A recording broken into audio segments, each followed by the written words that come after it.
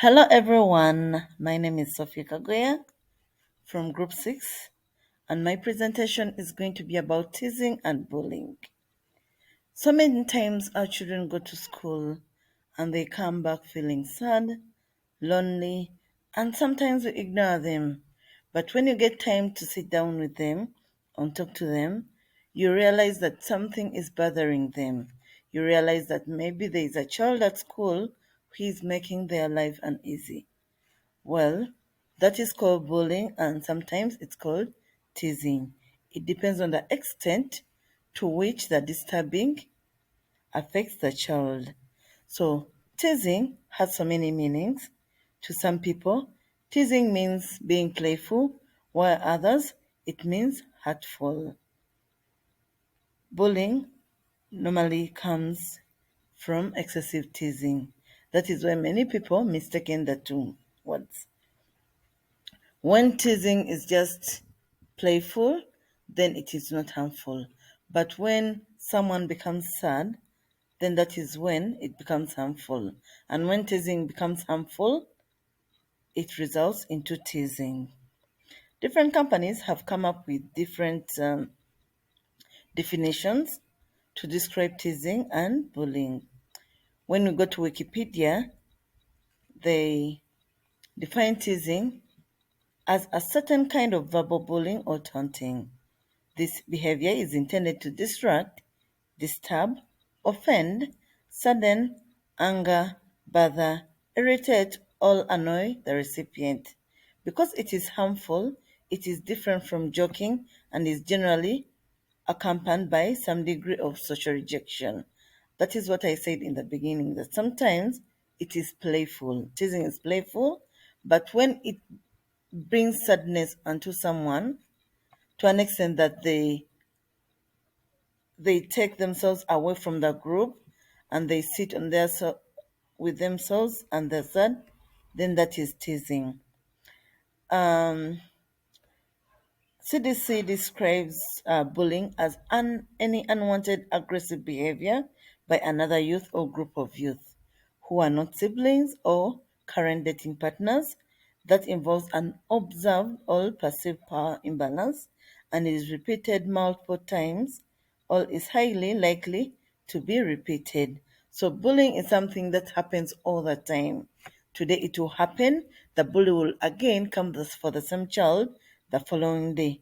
Now, when that happens, it ceases to be teasing and it's bullying. Bullying is carried out every day. So, teasing is very common among children. That is why in the beginning I said most of our children come back from school feeling sad. When you take time to ask them what the problem is, that is when they will tell you exactly what happened. So, teasing, from here we'll see some pictures that describe what bullying and teasing is all about.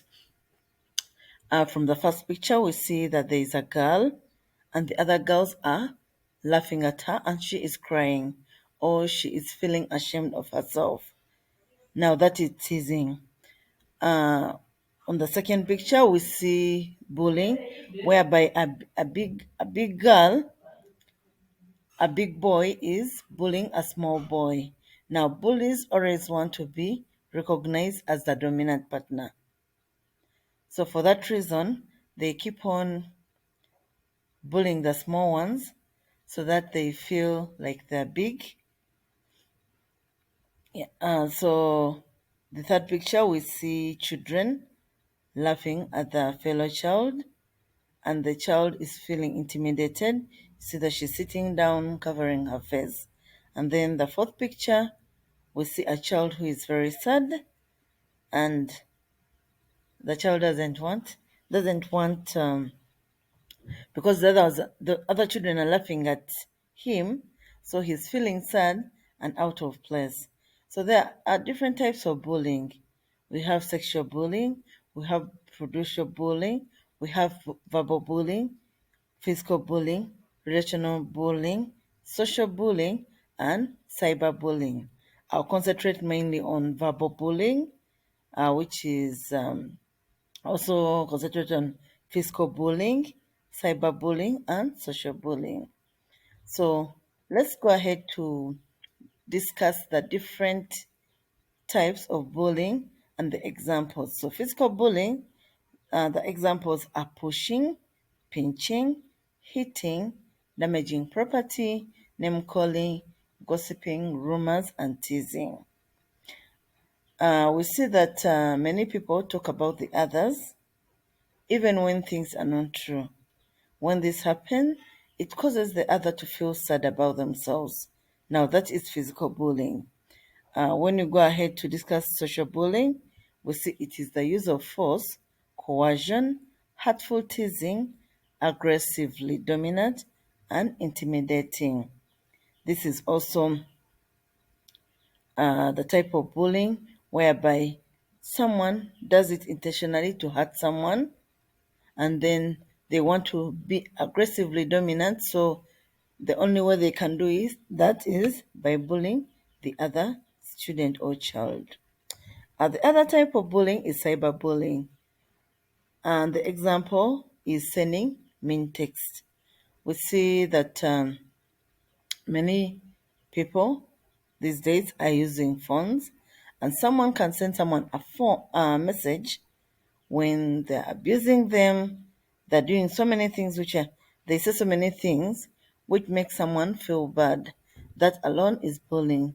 We see that also there is pranking someone's cell phone, hacking into someone's gaming or social networking profile.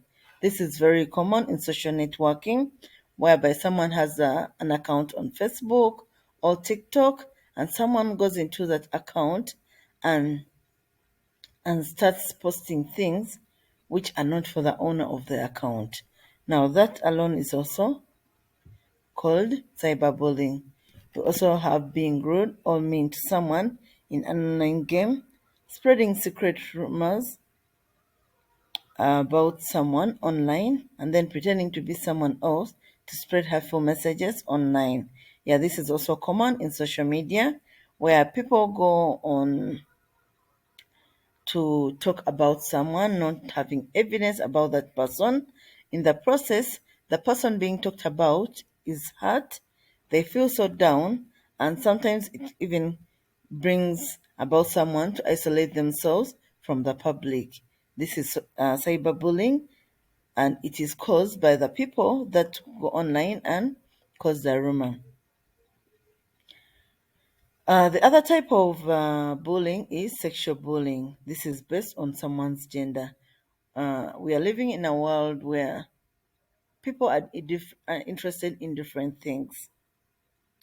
So you can find a girl who is interested in playing football, and then you can find a boy who is interested in playing games which are for the girls.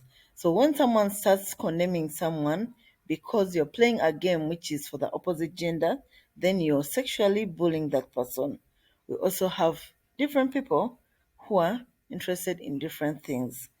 We also have people who are fat and someone comes and body shames them. Now, that is also sexual bullying. We have people who are good at taking pictures, but then they go ahead to take a picture of someone without their knowledge that they're taking that picture, and sometimes they even take pictures that are not authorized and they post those pictures. When you go ahead to post pictures of someone when they did not authorize you to do that, then you're sexually bullying them. So before we even come to find a solution as to why bullying is carried out, as to how we can avoid bullying, we need to know the reason as to why bullying is carried out. So, some of the reasons why bullying and teasing is carried out, for example, teasing is people want to disrupt, they want to disturb, they want to offend someone, they want to sadden someone, they want to anger someone, bother someone, irritate someone, or annoy the recipient. So, in most cases, someone goes ahead to tease someone in order to make them feel small about themselves. They want them to disrupt them so that whatever they are doing, they stop it. But in the process, you're saddening them, you're angering them, and that is called teasing. Whereas bullying is carried out because the bully wants to dominate. Many children want to feel like they are the biggest in the class, that everyone has to respect them. So a bully normally bullies the other because they want to be dominant. They bully others because they want to hurt the others. They want to feel powerful and good about themselves. They want to gain esteem among their peers because they are bullied themselves. Now, that is why I always tell people, like, before you can solve this problem, you need to talk to the bully himself. Sometimes the bully is also bullied by someone, so they take out their anger onto another child. So, if we are to fight bullying in schools, mainly in our children, we need to talk to them. We need to know what is going on in their lives, because some bullies carry out bullying because they are also being bullied. And then some do it because they want to feel esteem among their peers, so that everyone says, that one is big. You cannot do anything to them. So they want to feel that superiority among their fellow peers. That is why they carry out bullying. And then some of them, they cannot regulate their emotions. So they feel angry and they do not know how to regulate it. So they decide to take their anger onto someone else.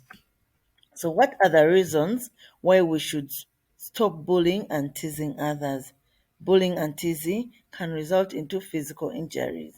We've seen children who end up being sad, they end up being traumatized because of being bullied in school. Also, see that it increases the risk of depression, it lowers the academic achievements, it leads to many children dropping out of school. It leads to death through suicide, and then it also leads to anxiety. Now, this is very common in schools whereby a child who has been performing well suddenly starts performing poorly. As parents, it is our responsibility to sit down with these children, ask them why, what is going on in their lives. So, because normally when a child is bullied, they are psychologically tortured. When they are psychologically tortured, even their academics goes down. So, the child who was performing very well suddenly starts performing badly. And as parents, you may ask yourself, maybe it's the teachers who are not doing their jobs. But when we also, as parents, are not doing our own job to keep our children safe, and then it also leads to death through suicide. We've seen so many children dying. Before they die, they write a letter and they're like, I've committed suicide because of this and this and this, because this child is making my life hard. It's because no one understands me. So, teasing should be stopped because it leads to so many things. It leads to anxiety, it leads to death, it leads to dropping out of school. A child just wakes up and says, I'm not going back to school. You do not know why, but it's because in the school where they're studying, they are being bullied and they don't want to go through that again. So, what are the strategies we can do as parents to promote empathy among our children? We are supposed to support the children that are bullied. Sit down with them, talk to them, ask them why they are sad, and then you can find a solution to their sadness. If it means going to school, you go and talk to their head teacher and then find a solution. And then we should show them that you care and that you understand what they are going through. Sometimes, as parents, we are quick to judge, but a normal parent, you're supposed to sit down with your child, try to understand what they're going through, show them that you care and that you're willing to do something in order to change the situation that they're in right at that time. We see that in these pictures, there is a parent and there is a fellow student who is supporting the other. That is how we are supposed to support children who are being bullied. And then we're supposed to educate the children that need to love one another. Love is the greatest word of all. And they normally say that where there is love, there is will. So, as parents, we're supposed to teach our children that they're supposed to love one another. When you love one another, you can not bully or tease the other because you know that you love them and you care about them. Then let's love and be kind to our children. Let's help them identify and share their feelings. Let's learn to sit down with our children. Let's learn to talk to them. The only way a child will open up to their parents is if you start from a young age to trust them, to ask them how they're doing. You connect with them. Connecting is the best way a parent can know what is going on with their own children. Then let's teach them the need to love others and be empathetic. Hurting others is not good. Let's help them imagine how others feel. For example, if you have a child who is a bully, you can use an example of his sister or brother. You say, well, how would you feel if your sister came back feeling like this? How would you feel if your sister was hurt? So, in the process, they will learn that whatever you do to others, it affects them because you would have used the example of someone that they love. Then let us teach them to emulate Jesus Christ's example. Jesus lived on earth and he was full of love. He showed love to everyone and he did not discriminate anyone. So let us teach our children that love is important and emulating Jesus Christ as an example will help them not only show love unto others but also stop bullying them. So, but the main point of it all and the best solution is to stop bullying, is to encourage our children to speak out. Many children keep quiet, like they are being bullied in school, they are sad, but they do not speak out. As parents of these children, let us teach them the importance of speaking out. Excuse me. The only way that we can stop bullying in schools is teaching our students that the only way to stop it is by speaking out. When we speak out, we shall stop so many things like suicide. When they speak out, they will continue performing well in schools because they will know that someone cares and that is there to help them. When they speak out, they will be able to stop verbal bullying, social bullying, physical bullying, and cyber bullying. Most of the children are bullied because they keep quiet. They keep it to themselves. So the bullying goes on because the bully knows that she is shy, so she cannot tell anyone of what is happening in their lives. And in the process, the child will become distorted, they will become stressed, they will pull out of the social network, and they'll stop coordinating with the other children. So when we teach them that speaking out will save so many lives, not only them, but even their friends, and let them also look out to their friends who are being bullied.